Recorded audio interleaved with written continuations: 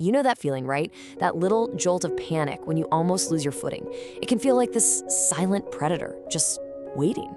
It's a really common fear. But today we're gonna turn that fear right into strength. We are building a plan right here, right now, to take back control.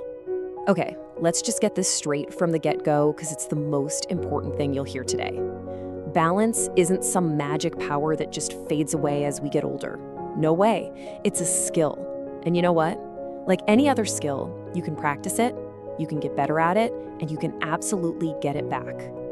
So let's talk about you, right now. How stable are you feeling? And hey, this isn't some trick question, it's actually the most important place to start.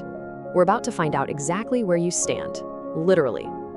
And that brings us to section 1. See, before we can start building anything, we gotta check the foundation, right? There's an old saying, you can't improve what you don't measure. So let's get a really clear, really honest look at your stability. But hold on, before we take a single step, we need to talk about rule number 1, and that is safety first. I mean it, this is non-negotiable. Please go ahead and set yourself up in a corner or right next to a sturdy chair or a wall. And if at any point you start to feel dizzy, you stop immediately. This isn't about pushing your limits, it's about smart, safe improvement. All right, you ready for test number 1? We call this the tandem stance. All you're gonna do is place one foot directly in front of the other. So your heel is touching your toe, kind of like you're on a tightrope. Get your arms out to the side for balance and just lock your eyes onto one single spot in front of you. Now let's see if you can hold that for 30 seconds. It's amazing how this simple test shows you exactly how well your brain is handling balance on a super narrow base. Okay, moving on to our second test, the flamingo pose. Just stand near your support, keep your arms nice and relaxed, and then just lift one leg up. You don't have to go crazy high. The goal here is just to see how long you can hold it. This test is fantastic because it gets right to the heart of your deep stabilizer muscles. Go ahead, start a little timer in your head and just see how long you can go. So, how did it go? Take a look at this chart. If you're in your 60s, a great score is around 20-25 seconds. If you're 80 plus, even 5 to 8 seconds is fantastic. But listen, please don't judge yourself based on this number. This is not a final grade. It's just your starting line. And wherever you are today is the perfect place to start building from. And that leads us perfectly into section 2. We've done the tests, we have our baseline. Now it's time for action. We're about to walk through 5 essential exercises that are designed specifically to boost those test scores and build unshakable stability. First up, the one-leg stand. So stand up nice and tall, pull in your core muscles, and then very slowly lift one leg up until your thigh is about parallel to the floor. Now, here's the secret sauce. When you lower your leg, do it slowly. Imagine you're pushing against something. Don't just let it plop down. We're aiming for 10 of these super controlled reps on each side. Now, let's make sure we're getting the most out of this. There are 2 common mistakes people make. Number 1, they go way too fast. Remember, this is about balance, not speed. And number 2, they let their hip jut out to the side. Try to keep your body in one straight line, like there's a string pulling you up from the crown of your head. Next up, we've got the side leg raise. Stand sideways to your chair for support, and slowly lift your leg straight out to the side. This move is absolutely critical. Why? Because it strengthens the exact muscle that keeps your hips stable when you walk. This is the one that stops so many of those little stumbles. And again, let's nail the technique. Don't swing your leg. That's just using momentum, and it lets the muscle off the hook.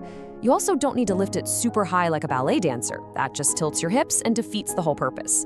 And make sure you keep that leg straight. Slow, controlled, and focused. That's our mantra. On to exercise number 3, heel to toe rocks. This one feels so good, and it's incredibly important for your foundation, your ankles. So face your chair, place your hands on it, and just smoothly rock up onto your toes. Feel those calves working, and then rock all the way back onto your heels, lifting your toes right off the floor. So, how do we get the most out of this one? You guessed it, don't rush. Using momentum is basically cheating your muscles out of a workout. Keep your body nice and stable and your back straight. All the movement should come from your ankles, not from swinging your body back and forth. And here's a really cool little fact about that last exercise. Did you know that your calf muscles are often called your second heart? It's true. Every time you do that rocking motion and squeeze those muscles, they act like a powerful pump, helping push blood all the way back up your legs. So you're not just working on balance, you're boosting your circulation too. Okay, time for something a little different. This exercise is all about coordination. Holding onto your chair, you're gonna tap your foot in 3 different spots. Once in front, once to the side, and then, and this is the key part, you're gonna cross it over your standing leg and tap on the other side. That little crossover move is what trains your brain not to trip over your own feet when you're turning or navigating tight spaces. And here we are, our final exercise. It's called rocking the boat. To stand with your feet nice and wide and smoothly shift your weight from one side to the other. Imagine your feet are glued to the floor. Now, if you're feeling steady, try closing your eyes. This is so powerful because it takes your vision out of the equation and forces your brain to rely on your body's internal GPS for balance, what's known as the vestibular system. And just like that, we are at our final section. Let's just take a moment here. You tested yourself and you learned 5 powerful, targeted exercises. What you just did was a real investment in your future, in your confidence, and you know what? In your independence. So what does it take to make this all stick? Is it hours and hours in the gym? Nope. The commitment is actually tiny, but the payoff is huge. All you need is 15 minutes a day. That's it.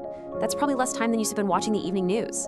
And for that simple 15-minute daily investment, you can expect to feel a real, tangible difference in just 2 weeks. Seriously. You'll start to feel more confident on your feet, stairs won't seem so intimidating, and you'll just move with a little more freedom and ease. So we'll end on this thought. You have the plan. You have the tools. You know exactly what to do. The path to better balance and more confidence is literally laid out right in front of you. The only question left is the one on the screen. What's the very first step you're going to take today?